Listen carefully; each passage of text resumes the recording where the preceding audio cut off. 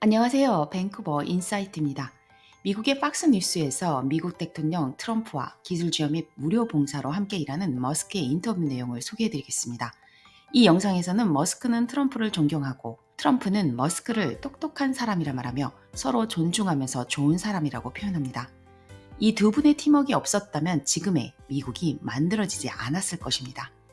인터뷰 내용에서 머스크는 자신을 트럼프의 기술 지원 담당이라 표현하면서 정책 실행을 돕고 있습니다. 그리고 트럼프는 머스크가 재난 지역에서 스타링크를 제공하여 통신 문제를 해결하고 생명을 구한 사례를 소개하고 트럼프는 스페이스 X의 로켓 회수 기술에 감탄하며 이를 국가 발전에 활용할 수 있다고 높게 평가합니다. 머스크는 대통령의 행정명령이 관료주의로 인해 제대로 이행되지 않은 경우가 많았다고 지적하고 트럼프는 정부 관료들이 국민의 뜻을 따르지 않는다면 민주주의가 아니라 관료주의라고 말합니다. 트럼프와 머스크가 말하는 관료주의는 정부 관료들이 너무 복잡한 절차와 규정을 만들어 정책 실행이 느려지고 국민보다 내부 시스템을 더 중시하는 문제점을 비판한 것입니다. 캐나다는 어떨까요? 캐나다를 망친 원인 중에도 관료주의가 들어가 있습니다. 우린 그것을 캐나다의 느린 문화라고 표현할 수 있습니다. 다음 영상을 꼭 끝까지 시청하시고 앞으로 트럼프와 머스크가 함께 일하는 모든 과정을 꼭 지켜보시는 것은 우리 인생에서 잊을 수 없는 I got to start with this. So he's working for free with Doge. He's kind of put a lot of his life on hold. And you sued Twitter a number of years ago. You just made him pay you $10 million? That's right. That's right. That's right. Well, That's right. I sued from long before he had it. Yeah. And I mean, they really did a number on me, you know. And I sued, and they had to pay. They paid $10 million settlement. You're okay with that? I mean, I left it up to the lawyers and you know the team running Twitter. So I said, you guys do what you think is the right. It makes sense. I think it's funny. I think it's a very low. I was looking to get much more money than that. So you gave him a discount when the lawsuit. He got a he got a big discount. I don't think he even knows about it. He's become one of your, if you read and believe the media, he's become one of your best friends. He's working for free for you. Well, I love the president. I just want to be clear about that. You don't care about that. I know. I love the president. You love the president. I think President Trump is a good man, and he's, you know. It's nice the way he said that, you know? There's something nice about it. It really is. It is. You know, because, I mean, the president has been so unfairly attacked in the media. It's really outrageous. And I've at this point spent a lot of time with the president, and not once have I seen him do something that was mean or cruel or wrong. Not once. You know, I've known him for 30 years. Yeah. And I've never seen anybody take as much as he's taken. Yeah. And we've discussed this, and I'm like, how do you deal with it? Did I have a choice? Well, you would say that to me. I'm like, what am I going to do? Worry about it? And, you know, and then culminating in 2 assassination attempts, which resulted in your endorsement. Well, I was going to do it anyway, but that was it. Precipitating event. Yeah. That speeded it up a little bit? Yeah. The day of the I assassination. didn't know that. Yeah. It sped it up, but I was going to do it anyway. Mr. President, with your indulgence, I'm convinced that people only know a little bit about Elon. I don't think they know everything about Elon because as I studied and prepared for this interview, I learned a lot about you that I didn't know. I think people will think about Tesla. Democrats are demonizing you and trying to make the country hate you. I just want people to understand you a little bit better and the person that you've gotten to know and have now put a lot of trust in. Sure. And, you know, just let's go over a little bit of your bio, starting with PayPal and how you became involved in Tesla and SpaceX and Neuralink and all these. Take a while. I mean, you know, I think the way to think of me is like I'm a technologist, and I try to make technologies that improve the world and make life better. Your shirt. Yeah, and that's why I like my T-shirt says tech support because I'm here to provide the president with technology support.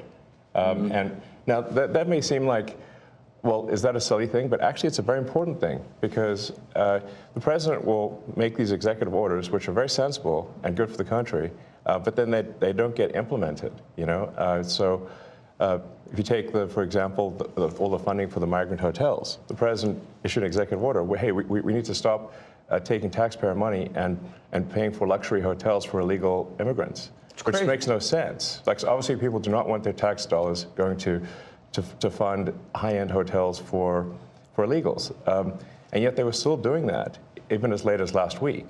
And so, we went in there and we're like, this is in violation of the presidential executive order. It needs to stop. So what we're doing here is one of the biggest functions of the DOGE team is just making sure that the presidential executive orders are actually carried out. And this is, I just want to point out, this is a very important thing because the president is the elected representative of the people. So he's representing the will of the people. And if the bureaucracy is fighting the will of the people and preventing the president from implementing what the people want, then what we live in is a bureaucracy and not a democracy. No. You're both aware, you have to be keenly aware that the media and the punditry class, not that, I think you've proven they have no power anymore because they threw everything they had at you and they didn't win. And that was, the New York Times, Washington Post, 3 networks, every late night comedy show, 2 cable channels. They just threw everything, lawfare, weaponization. Sure. And now I see they want you two to start, they want a divorce. They want you two to start hating each other. And they try, President Elon Musk, for example. You do know that they're doing that to you. Oh, I see it all the time. They tried it, then they stopped. That wasn't. They have many different things of hatred. Actually, Elon called me. He said, they're trying to drive us apart. I said, absolutely. They said, we have breaking news. Donald Trump has ceded control of the presidency to Elon Musk. President Musk will be attending a cabinet meeting tonight at 8 o'clock. And I say, It's just so obvious. They're so bad at it. I used to think they were good at it. They're actually bad at it, because if they were good at it, I'd never be president. Because I think nobody in history has ever gotten more bad publicity than me. I could do the greatest things. I get 98% bad publicity. I could do, outside of you and a few of your very good friends, it's like the craziest thing. But you know what I have learned, Elon? The people are smart. They get it. Yeah, they do, actually. They get it. They really see what's happening. Yes. And at the end of this interview, what I would like is I want people to know the relationship and know more about you. What is the relationship, Mr. President? Well, I respect him. I've always respected him. I never knew that he was right on certain things, and I'm usually pretty good at this stuff. He did Starlink. He did things that were so advanced and nobody knew what the hell they were. I can tell you in North Carolina, they had no communication. They were wiped out. Those people were, they had rivers in between. Land that never saw water, all of a sudden it was a river and a vicious, like rapids. People were dying all over. They had no communication. They said, Elon Musk? They didn't really know I knew him. I said, yeah. He said, could you get Starlink? It's like the first time I ever heard of it. I said, what's Starlink? A communication system. That's unbelievable. I have it. Yeah. And he said, I called him and I said, listen, they really need it. And he got like thousands of units of this communication, and it saved a lot of lives. He got it immediately, and you can't get it. I mean, you have to wait a long time to get it. But he got it to him immediately, and I said, that's pretty amazing, and I didn't even know he had it. We watched the rocket ships, and we watch Tesla. I think, something that had an effect on me was when I saw the rocket ship come back and get grabbed, like you grab a beautiful little baby, you grab your baby. It just hug the rocket. I've never seen. Right, everything needs a hug, including rockets. And he said, you can't really have a rocket program if you're going to dump $1 billion into the ocean every time you fly. You have to save it. Right. And he saved it. First time that I've ever seen that done. Now, nobody else can do it. If you look at the U.S., Russia, or China, they can't do it, and they won't be able to do it for a long time. He has the technology. So you learn. I wanted somebody really smart to work with me in terms of the country, a very important aspect. Because, he doesn't talk about it. He's actually a very good businessman. And when he talks about the executive orders, and this is probably true for all presidents, you write an executive order and you think it's done. You send it out. It doesn't get done. It doesn't get implemented. They don't implement it. Maybe they're from the last administration, and they are in some cases. You try and get them out as fast as you can. But as soon as he said that, I said, that's interesting. You write a beautiful executive, and you sign it, and you assume it's going to be done, but it's not. What he does is he takes it, and with his 100 geniuses, he's got some very brilliant young people working for him that dress much worse than him, actually. Yeah, they dress in just T-shirts. You wouldn't know they have 180 IQ. Wait a minute. So he's your tech support. No, he is. I actually but literally he's am much tech more support. than that. I Yeah. literally am tech support, though. But He gets it done. He's a leader. Yeah. He really is. He gets it done. You get a lot of tech people, and you have people that are good with tech, but he gets it done. You know, I said in real estate, you had guys that would draw beautiful renderings of a building, and they'd draw the rendering. It would be great, and you say, great, when are you starting? But they were never able to get it built. They couldn't get the financing. They couldn't get the approvals. It would never get done.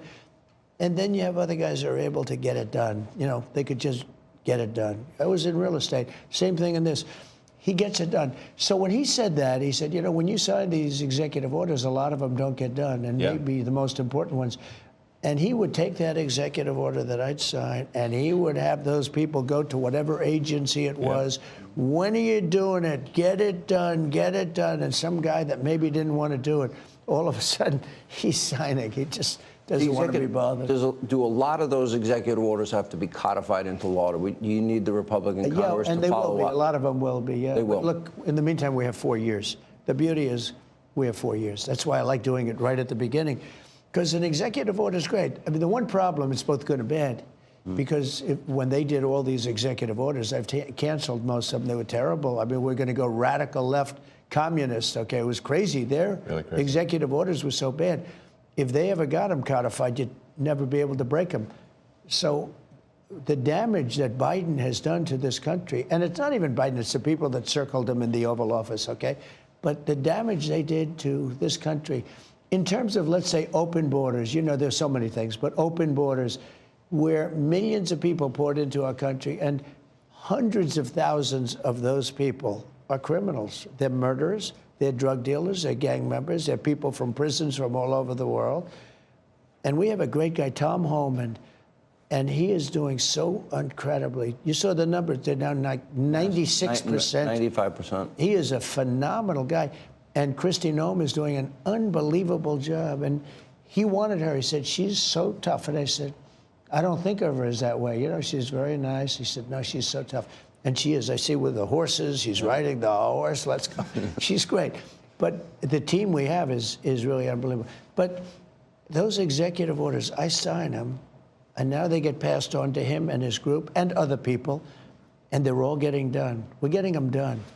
Let me go back a little bit to your background, because it's beyond impressive. You were the chief engineer, for example. You were an early believer in Tesla. You became the CEO, and then the chief engineer, which was phenomenal. SpaceX, same thing, which is unbelievable. I mean, you were the first private company to send astronauts successfully into space, first private company to send astronauts into orbit. Yeah. That's pretty deep. He's going to go into orbit soon. Okay. Yeah. No, he's going to go to Mars. He's Starlink? going to fly on his... At some point. Yeah. Is in over. I mean, they was asking me, like, do you want to die on Mars? And I say, well, yes, but not on impact. Starlink is in 100 countries. This is going to be hard. I feel like I'm interviewing two brothers here. You go ahead. Star Shield, which could be used for national defense. Yeah, it is already being used for national defense. Then you have what is it called? Optimus, a part of Tesla. The robot, yeah. A robotic arm. Then you have an AI arm. And then you have something that really fascinated me, and it's called Neuralink. Yes. You might help the blind to see, and people with spinal cord injuries, that they can recover, where in the past, how close is that to becoming a success? Neuralink, we've implanted Neuralink in 3 patients so far who are quadriplegics, and it allows them to directly control their phone and computer just using their mind, just by thinking. It's like, so we call this product telepathy. So you control your computer and phone just by thinking, and it's possible to actually control the computer and phone faster than someone who has working hands. Then the next step would be to add a second Neuralink implant past the point where the neurons are damaged, so that somebody can walk again, and so they can have full body functionality restored. And you like Bobby, right? I like Bobby, actually, yeah. I think I supported Bobby Kennedy. I think he's unfairly maligned as someone who is anti-science, but I think he isn't. He just wants to question the science, which is the essence of the science. The scientific method fundamentally is about always questioning the science. Well, they didn't tell us the truth about COVID. Correct. That's for sure. Yes. And we learned a lot with the Twitter files. And that just then raises a question. You're the richest man in the world. You may not like that part. You're pretty competitive. It's neither here nor there. I've known you a long time. Matters. But That's why. But he's on your team. President. Well, that's true. He can't top that. He's good. You know, I wanted to find somebody smarter than him. I searched all over. I just couldn't do it. Yeah. I couldn't. You I couldn't. really tried hard. I couldn't find anyone smarter, right? So we had it for the country. But this is the thing. We settled on this Well, guy. thanks for having me. So, I'm just trying to be useful this here. is the interesting. This is where we are as a society, and I hate to do this to you, but I'm going to do it anyway. You're doing all of these things. Nobody at Doge gets paid a penny, correct? Well, actually, some people are federal employees. Some are, they do- okay. Yeah, They're helping. But it's fair to say that the software engineers at Doge could be earning millions of dollars a year, and instead of earning a small fraction of that as federal employees. Okay, so just And they're very committed people. so Yes. you're committed to helping the blind see, people with spinal cord injuries recover. Yes. You're committed to getting to Mars. You're committed to rescue. You're going to help rescue next month 2 astronauts that I think were abandoned. They dispute that in an interview. When are you At the getting them? president's request, or instruction, we are accelerating the return of the astronauts, which was postponed, kind of to a ridiculous degree. They got left in space. They've been there. They were supposed to be there 8 days. They're there almost 300. Biden. They were Yeah. yes, they were left up there for political reasons, which is not good. Okay, it's not good. Now, if I had the weight of the pressure of doing that successfully on my shoulders, I think I'd be, But when we spoke before we did this interview, you are very confident. You think this will be a successful mission. Well, we don't want to be complacent, but we have brought astronauts back from the space station many times before, and always with success. So, as long as we're not complacent, When are you going to launch? I think it's about 4 weeks to bring them back. About 4 weeks. Yeah. And And You we're have being the go-ahead. extremely cautious. Yeah. You now have the go-ahead. Yes. Well, thanks to you. They didn't have the go-ahead with Biden. What's He that? was going to leave him in space. I think he was going to leave him in space. Well, it's He like when considered we were it growing like- up, lost in space. Yeah, he didn't want the publicity. Can you believe it? Unbelievable. And so Yeah. I want to echo something that the president said and then ask an overarching question. So people get hit with Hurricane Helene. They have no communication with the outside world. You Yeah. come to the rescue. You donated that, I Yes, believe? yes. Okay. You donated to the people He saved a lot of lives in in North Carolina. He saved a lot of lives. and California after the wildfires? California, but I mean, in North Carolina, where they were really in trouble, they had no communication. People were Nothing. dying. They were dying of starvation. He saved a lot of lives in North Carolina. Okay, now you're going to rescue astronauts. And now, and again, you do all of this. I would think liberals would love the fact that you have the biggest electric vehicle company in the world. Yeah. I mean, I used to be adored by the left. Yeah, not anymore. Less so these he days. killed that, huh? I mean, less. I really didn't know. Well, I mean, this whole sort of like, they call it like Trump derangement syndrome. Yeah. And I didn't, you don't realize how real this is until you can't reason with people. So like I was at a friend's birthday party in LA, just a birthday dinner, and it was like a nice, quiet dinner, and everyone was behaving normally. And then I happened to mention, this is before the election, like a month or two before, I happened to mention the president's name. And it was like they got shot with a dart in the jugular that contained like methamphetamine and rabies, okay? And they're like, wow! And I'm like, what is wrong? Guys, like, you can't have like a normal conversation. Yeah. And it's like they become completely irrational. He has no idea, but if you're friends with him, Yeah. you pay a price. It's like I walk into a restaurant in New York and it's like half the room it's daggers and they want to. No, the eye daggers level is insane. Yeah. I mean, there was like I had like some invitation because so I got invited to like basically a big sort of damn event like that was, but I received the invitation like the beginning of last year, and I still attended even after I'd endorsed President Trump, and I didn't realize how profoundly that would affect you know, how I was received. I mean, I walk into the room and I'm getting just the dirty looks from everyone. Like, if looks could kill, I would have been dead several times over. But that was not before Trump. Be like, there'd just be ashes on the floor. Before Trump, that never happened.